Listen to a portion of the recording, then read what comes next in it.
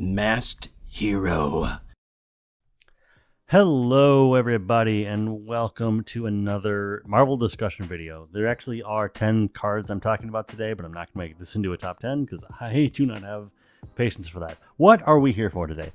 I was so blessed as to have Fantasy Flight reach out with previews for the Jessica Jones and Power Man hero packs. The embargo on that being last week, and I'm already working on a video that will be coming out that actually is a preview. This is really supposed to be completely outside of all the previews, not trying to compete with anybody. This is just coming out the week afterwards. And what I wanted to do today was just talk about the in aspect or the basic allies coming from these two packs, coming from Power Man, coming from Jessica Jones. We have 10 allies to talk about, and just give my reaction, give my general thoughts, because I do think that there are some really interesting designs here. But without any further ado, why don't we just hit the ground running? The first ally in the Luke Cage pack, I think I've been calling him Power Man this whole time. That is not who he is. He is Luke Cage in terms of the actual pack. But let's talk about Iron Fist. So Iron Fist is a 3-cost ally with 1 thwart, 2 attack, 3 hit points, and martial artist traded ally. When Iron Fist defends against an enemy attack, prevent damage from that attack equal to Iron Fist's attack. Now, we've seen Iron Fist in a protection role before. This is obviously he's in leadership here. I thought this was an extremely cool design, because what this means is that if you have the ability to pump up his attack, he can just kind of defend for you almost indefinitely. Maybe you get 2 damage onto him. You've made your 2 attacks, possibly for 2, possibly for more than that. And then he just becomes a ally that can defend for you, hopefully fairly indefinitely, because you will be giving him 3 or 4 attack through upgrades. And not only does that mean that you just have a cool ally who can work with your other, use this character's stats to pump up your hero, pump up another ally. I think that actually, I don't know if that works, because I think the examples of allies that take the stats of other allies are trait locked into non-defender, non-martial artist. Either way, I think that there is a lot that can be done with this. There's probably things that I haven't even considered yet, but yeah, I think that this Iron Fist card is going to be doing a lot of good work. I hope that this can be a build-around ally that can go into a deck, and that you can have other allies. I'm thinking like Ronan, who also cares about upgrades, or is it Iron Man who cares about upgrades? Yeah, the leadership Iron Man who can just have upgrades put on him cheaper. I think there's going to be an archetype for this. This is something that you probably can do really well with Suit Up. Just you go grab Iron Fist, you go grab a upgrade that's going to be helpful, and then suddenly you just have this character who can defend for you, and hopefully defend for you for quite a while. If you can defend with him 2 or 3 times without him taking damage, that very well could be half the game. There are times when I feel like the first player token goes around a multiplayer table maybe twice. There might only actually be 8 turns. So if you can get him to make 2 attacks and then defend for you a couple times, you may burn through half of the game with a ally that's able to just take the brunt of your attacks, that preserves your life totals, that preserves everything, that allows you to make your attacks if you're a hero that cares about that. If you're a character like Jubilee, who just wants to exhaust to generate a resource, Iron Fist might be the guy for you. I am not a huge leadership player. I've come around to leadership a little bit in 2025, but this is definitely an ally that perked my interest, and yeah, was most of the reason why I considered even doing this. I was like, if Iron Fist is good enough, why don't we look at the other allies and just see where we go from there? Next up, we have Misty Knight, who is a 3-cost ally in leadership. She is 1 thwart, 1 attack, 2 hit points, defender and martial artist traded again. She has toughness, and Misty Knight gets +2 attack, +2 thwart, while she has a tough status card. And I think this is going to be great. I think that just in terms of on a base, just being able to have a 3/3 for 3 is cool.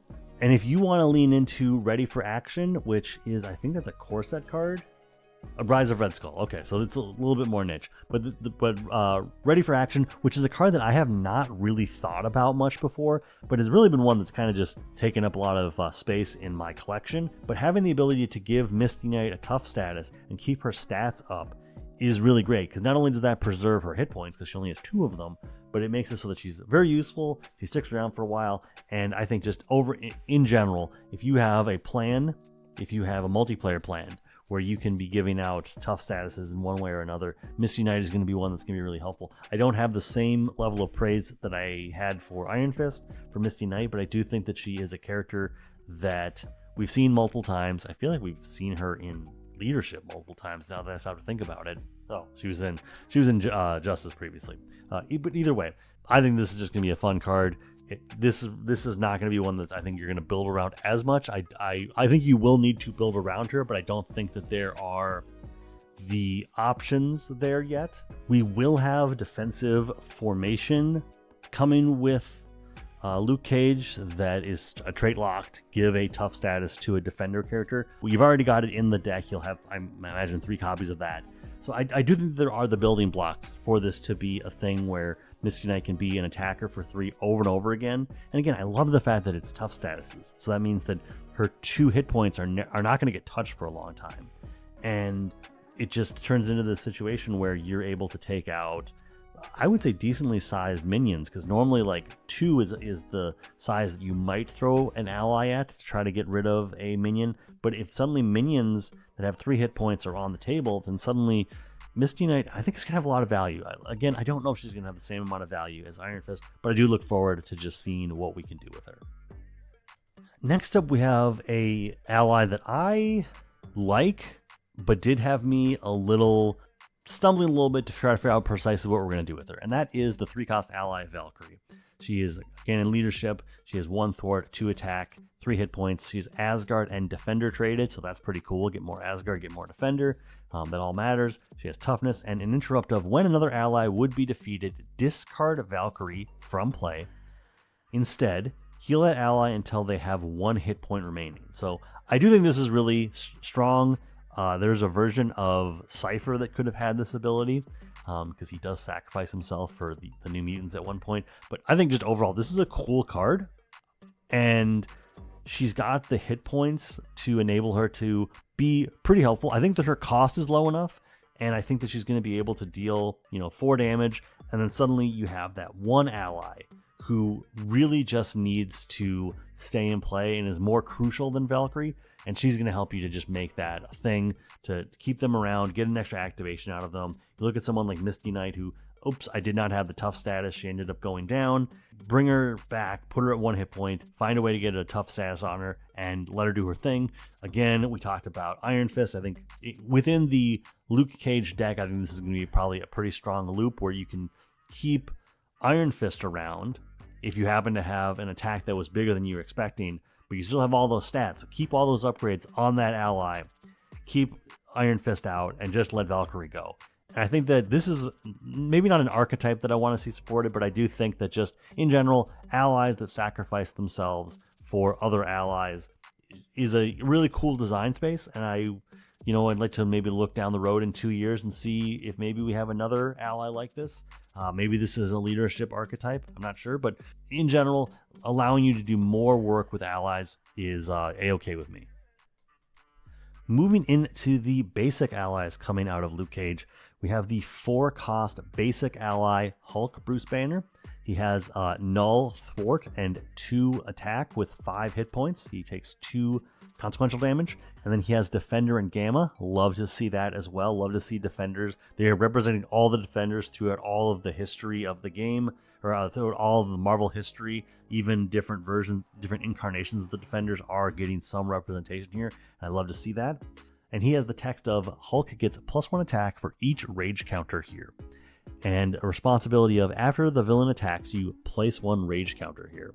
So I definitely like the aggression Hulk card because of how many points he has and what he's able to do. I like this as well. I like this as an ally that you might not attack with on the first turn because you want to just give yourself more chances to get attacked. I like him in a protection deck where you are baiting the villain to attack you with different cards and getting him to a point where maybe he has like 4 or 5 attack, and suddenly maybe you give him an extra hit point or 2 so that he gets an extra activation out of that. Maybe you come up with some way to reduce the amount of consequential damage you're taking. Either way, this feels like a ally that will be a staple, especially if you are playing in smaller card pools where you don't have access to everything. This really feels like an ally that if you can pay for it, if you can get him into play, and if you can just sort of like a Domino has so much defense, you give her like an extra defense point here or there, and she can just defend over and over again and not take any damage. You play into the no damage archetype, but while you're doing that, you're building up Hulk, you're making him more and more angry, more and more rageful, and suddenly he's swinging for, like I said, like 4 or 5, maybe even 6 damage. And then at that point, you don't care about the consequential damage because you just got a glass cannon here who's just like making, death ray shots. And yeah, I'm looking forward to what we're able to do with him, and looking forward to what, people who are really invested in like just going into the kitchen and brewing something up. Let's see what they can do with Hulk. And then the last ally out of the Luke Cage hero deck is going to be She-Hulk, who is also a defender, also Gamma, but she costs 4. She's got 2 thwart, 2 attack. She takes 2 consequential damage on both of those. She's got 3 hit points. She has toughness and the responsibility of, after She-Hulk enters play, give your identity a tough status card. Already, I like that. This is pretty basic, and I don't know that there's going to be the long diatribe about what you're able to do with this. I just think that in general, a pretty beefy ally that she can thwart for 2, she can attack for 2. That's already pretty good.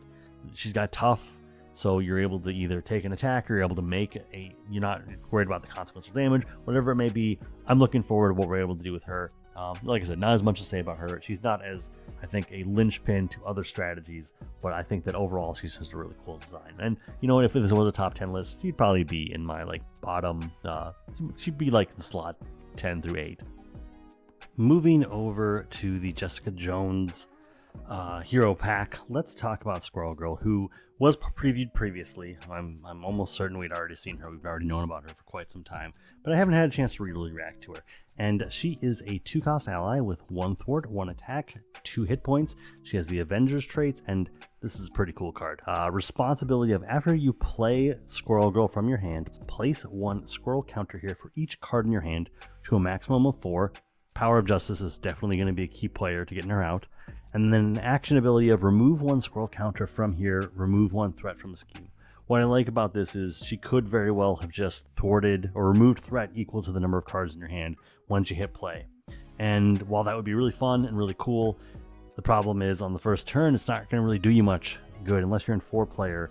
And then at that point, it's like, was that even what you wanted to do? Are you really that concerned? What I like about Squirrel Girl is the fact that she's going to be able to sit out, and she's going to be able to keep your threat in check in a granular way that we really haven't seen before, and not cost you cards. I think removing 1 or 2 threat in a little burst is something that is something we need, but it's not something you would dedicate a card slot to. So this ability to take out 4 threat over the course of the game at whatever pace you need to is great.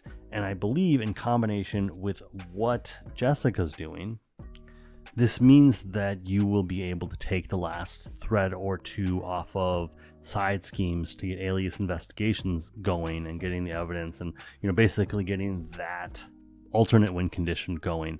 And just overall, I think that's going to do a lot of good. I think it's going to do a lot of good for Jessica, but I think it's going to do a lot of good just for the Justice card pool. Because like I said, a card that just removes 1 or 2 threat is not something I'd want to dedicate a card space to, but an ally who can do that over the course of 2 turns, maybe just wiping out 4 threat. In multiplayer, you let that one time go where you get the 4 threat or whatever. Even in like a She-Hulk deck where you're able to object, and you're able to keep the main scheme in check, you can still use Squirrel Girl to just go even further beyond that. And let alone the fact that this isn't thwarting. So any side schemes we might run into where you cannot normally thwart them, you can just use this to like knock them down. And I have to wonder if there's going to be space for Squirrel Girl in like a Jubilee deck when you want to do the shopping spree ability. I had to look at shopping spree for the text exactly to see if you cannot remove threat at all or if it's just you can't thwart it. I'll put it up on screen. But yeah, I have high hopes for Squirrel Girl, and I just haven't had a chance to talk about her, but I think she's a really cool design, and I'm excited to see what we can do with her. And hopefully I'm not overhyping her too much, because I think every version of Squirrel Girl should be a notable ally. And then we have the Justice Captain Marvel. We're going to make our way around the full spectrum here. She is a 4-cost ally with 2 thwart, 3 attack, 3 hit points. She has the Aerial and Avengers traits. She takes 2 consequential damage on her attack. And then she has the responsibility of, after Captain Marvel enters play, discard the top 4 cards of your deck. If you discarded a printed energy resource, remove 2 threat from a scheme. If you discarded more than 1 printed energy resource, you may confuse an enemy. So as a variant of her leadership version, I think this is something cool. Not necessarily something to write home about. She will be helpful, but she's not going to be as dependable. You can obviously build your deck around having more energy. Someone like Wonder Man is probably going to enjoy this. But overall, I think that there are some setbacks. She's not maybe the best ally, but I'm looking forward to gambling with her and just being like, can I remove 2 threat and confuse an enemy? Because if I can confuse the villain and then go down to Alter Ego, all great.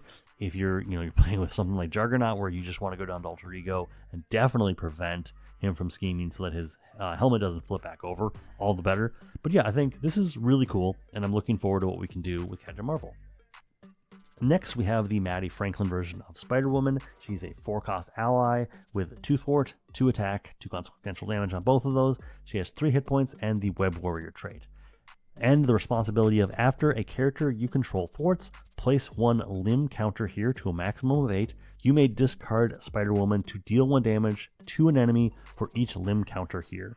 So this is a pretty weird design, but I'm looking forward to what we can do with it. Basically, you will get 1 activation out of her, and then you're going to want to just do a whole bunch of thwarting, and you can discard her to deal some damage. I don't know what we do with this, but I'm intrigued. This could be a really bad card. I don't feel like Fantasy Flight makes bad cards, but they might make ones that are just clunkers, and this might not be the sauce. I am interested to see what we do with this, because I want this to be 6 to 8 damage every time I play her, and it will just be a matter of making it happen. It is a character you control, so you can't just use multiplayer to do it, but I'm open. Show me what we can do with this. Again, this is a hero, or this is an ally where the power of justice is probably going to be important, because I don't want to overpay for her, because I probably want to play out another ally beside her. But yeah, I'm looking forward to what we do with this, because this is another Web Warrior for the Web Warrior characters, for the Web Warrior archetype decks. And yeah, if we can make this a thing, that'd be great. Especially like this with like Hobie Brown. Think about the amount of damage you can deal in a turn if you just play your cards right. But yeah, I'm not sure what we're going to do with Spider-Woman, but I'm open to whatever we're going to do. Next up, we have Hellcat, 4-cost basic ally, 2 thwart, 2 attack, 3 hit points, defender and martial artist traded. If your identity has the defender trait, this card gains action. Put Hellcat into play from your hand. At the end of the phase, discard her. So what I like about this is, obviously, she can just come into play. You don't even have to like pay for her at the cost of the fact that you will lose her at the end of the turn. You might want to do some kind of readying up shenanigans in a leadership deck. You may just want to have her come down and be a free thwart for 2, free attack for 2, whatever it is. At that point, you're getting what you paid for. You're getting a 0-cost card that does 2 of something, and I think that's pretty great. And again, if you have any way of readying her back up, you can get an extra activation or 2 out of her. Use a get ready and go to town. But this is not the most critical one. I think the basic, other than maybe Hulk, the basic allies are not necessarily something you'd write home to. But I'm excited to see what we can do with Hellcat. And lastly, let's talk about Echo, who is in the back of the pack for Jessica Jones. She is in protection, and she is a 3-cost ally with 1 thwart, 1 attack, 3 hit points, defender and martial arts traded, and reduce the amount of damage Echo takes from each enemy attack by your hero's defense. Much like how we started this with Iron Fist, I want to see how this goes, because again, you get a character like Domino, you get a character like Ghost Spider, who already has a naturally high defense, and you use the green starting card, you use the the corset, bump up your defense by 1. You use the nude, bump up your defense by 1 and get 3 hit points. Echo might just stick around for a very, very long time. You get your 2 attacks in, and then she just does not take damage. She just becomes a infinite blocker for you, and I'm excited to make that happen. Everything I said about Iron Fist can kind of be applied to Echo, just in a different way. You want to support yourself so that Echo gets better, and I think that's going to be really cool. But overall, I don't really want to go on too much longer because I feel like I've already kind of spelled out everything that is interesting about a design like this. And yeah, like I said, everything I said about Iron Fist is probably going to be true to some extent about Echo, and I'm excited to see what happens because I think that's just going to create a really fun archetype for, I guess, leadership and protection, where you can just have a ally that infinitely blocks for you, and I'm looking forward to it. But that is everything. Those are the 10 allies out of Aspect or basic cards that are coming in what I believe is September for Luke and Jessica. I'm excited. I think these 2 heroes already look really cool. I love the alternate win condition from Jessica. I love how they have made tough statuses count with Luke. So yeah, let's look forward to all this, and I will see you all in the next video. I want you to have a great day, and remember, you're doing great. Keep it up.